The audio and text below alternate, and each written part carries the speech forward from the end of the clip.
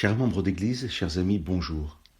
Comment traduire en langage moderne cette parole de Pierre prononcée il y a 2000 ans? Dieu m'a montré qu'il ne fallait dire d'aucun homme qu'il est souillé ou impur.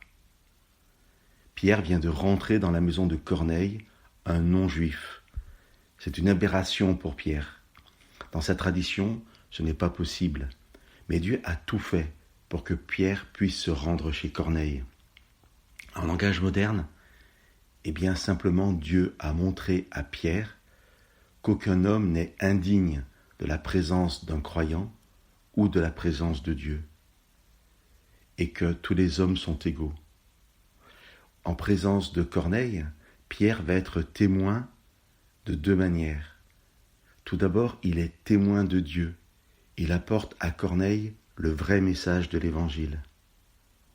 Mais aussi, Pierre va être témoin, spectateur de la grâce de Dieu dans la vie de Corneille. Pierre n'est pas venu seul, mais avec d'autres croyants.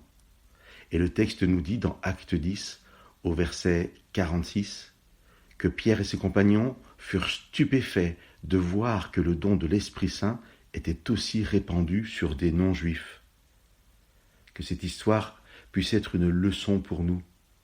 En tant que croyants, nous devons être fiers d'être le peuple de Dieu, d'être guidés par Dieu.